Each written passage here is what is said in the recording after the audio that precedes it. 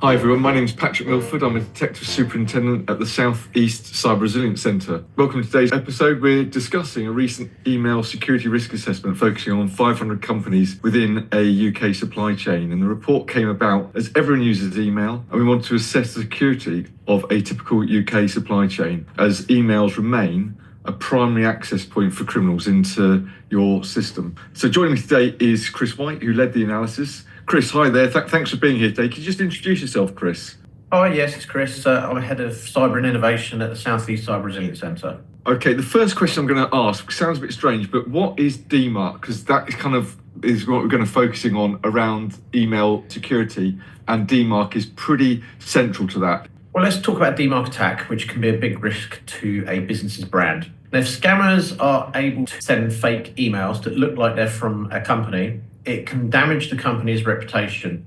Customers may lose trust, thinking the business is unsafe or unprofessional. So, for example, if a fake email looks like it's offering a deal and a customer clicks on a harmful link or shares sensitive information, they might blame the business. This can lead to lost customers, negative reviews, or even legal issues. So DMARC helps protect a business's reputation by ensuring that only legitimate emails are sent under its name. Think of it this way. Activating DMARC to protect your email is like fixing a broken door lock to prevent burglars from breaking it in. Just like you'd make sure the door is secure by replacing or upgrading the lock, activating DMARC ensures your email system is protected from fake or malicious emails pretending to be from your company. If you don't fix the lock, a burglar might easily get in. Just like if you don't activate DMARC, scammers could send harmful emails in your company's name. So by fixing the lock or setting up DMARC, you're taking proactive steps to protect your home or business from unwanted intruders. If you're confident, fix it yourself. If you're not, get someone competent to do it. Okay, so with DMARC, Chris, it's not even criminals having to get into access into your email. It's literally just being able to scam your email address virtually from anywhere in the world, potentially. It's all about impersonation and brand protection. Got you. Thanks, Chris. So going back to the assessment we did, what were the key findings of the assessment on the email chain? So our analysis revealed some alarming findings. It was concerning that many companies are unaware of this vulnerability, which is leaving them exposed. So 40% of companies had no DMARC policy in place, leaving them vulnerable to email impersonation. 30% had no DMARC record, which indicates a lack of basic email security measures. And then we had 15% had implemented a quarantine policy, which offers moderate protection, and that marks suspicious emails as spam. But only 15% adopted what's called a reject policy, which is the strictest level, and that effectively blocks unauthenticated emails. So if you imagine email security like a door lock, it's like having a broken door lock on your door and getting burgled many times a day.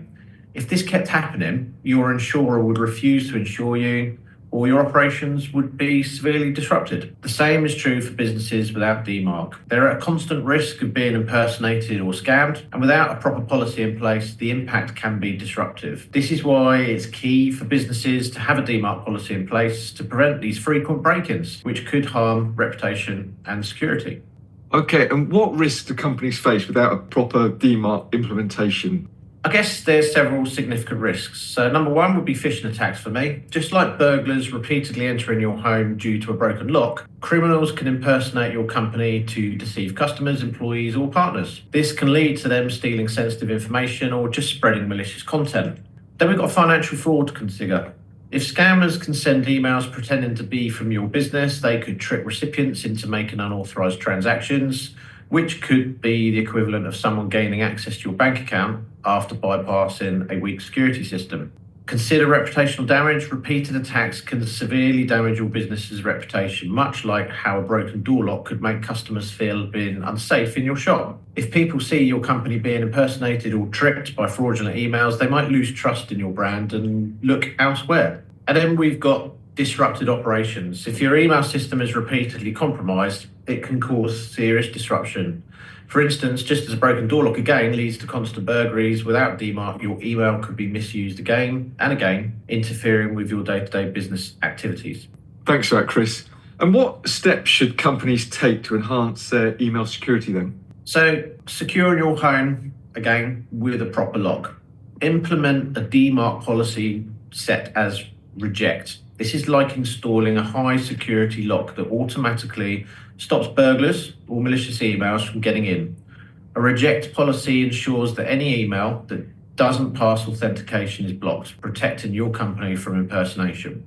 Conduct some regular security audits. Just like checking your lock's condition regularly to ensure it's functioning properly, companies should routinely assess their email security and identify any vulnerabilities. This helps keep systems up to date and secure. And educate your staff. So even with the best door lock, if people don't know how to use it properly, it won't protect them. Similarly, training employees to recognize phishing attempts and understand email security can significantly strengthen a company's defense. Okay, Chris. So as a cyber criminal, is it easier to identify companies that haven't got their DMARC policies in place? Sadly, this sort of information is publicly visible to anyone that knows how to find it.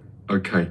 Look, Chris, thanks a lot for shedding light on all things DMARC. And right, if a company wants to look at improving their email security, where should they start? Where should they start looking? Come speak to us at the South East Cyber Resilience Centre. Chris, that's really helpful. Thanks again for joining us today.